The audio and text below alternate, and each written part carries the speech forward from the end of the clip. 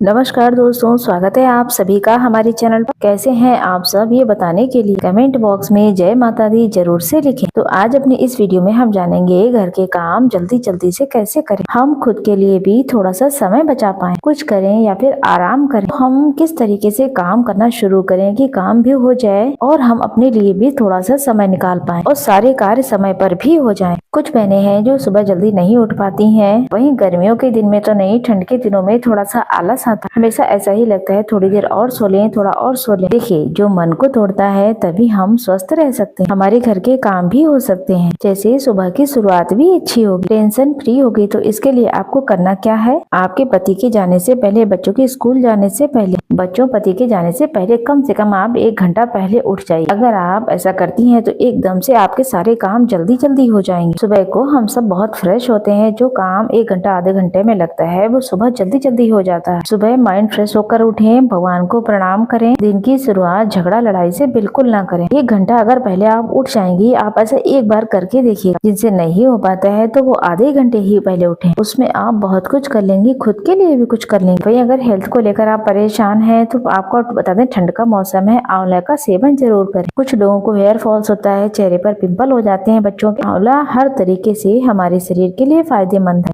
1-2 आंवला ले लें, थोड़ा सा गाजर ले लें, चुकंदर ले लें, तो आप 1 गिलास जूस तो आप पी ही लीजिए। अगर एक्सरसाइज वगैरह करते हैं तो बहुत ही अच्छा है, लेकिन नहीं भी कर पाते हैं तो पोछा वगैरह अगर बैठकर लगाते हैं वो भी एक्सरसाइज ही हो जाती है हम सब। अगर हेल्पर वगैरह आती है तो सुबह में आप झाड़ू वगैरह लगा दीजिए, साधारण से बाद में होता रहेगा। जो लोग घर के सारे काम खुद से ही करते हैं, छत पर जाकर भी थोड़ा सा टहल सकते हैं। इस तरीके से हमें दिन की शुरुआत करनी है। जी हाँ, तो इसीलिए तो बताया है 1 घंटा पहले अगर आप उठ जाते हैं तो खुद के लिए भी थोड़ा सा समय निकाल पाएंगे। दूसरी बात, ये बात ध्यान से सुनिए कि सुबह में अपने हाथ से आपको अपने घर में झाड़ू जरूर से लगानी। मेड आती है तो भी और नहीं आती है तो भी झाड़ू आप अपने हाथों से ही लगाएं। उसके बाद गैस वगैरह पोंछ पाछ के चाय वगैरह बनाते हैं तो चाय वगैरह पी सकते हैं। वहीं इतना भी ना करने लगे कि सुबह सुबह ही झाड़ू पोछा और सब यही सब करते रहे, सारा टाइम निकल जाएगा। जो जरूरत के काम है वो हो ही नहीं पाएंगे। तो पहले इम्पोर्टेंट काम है, उसको ध्यान में रखकर ही आप काम करें, तब जाकर के आप ये काम समय पर होंगे, जल्दी होंगे। वही रात को सोते समय पहले ही सोच लें, सोने से पहले ही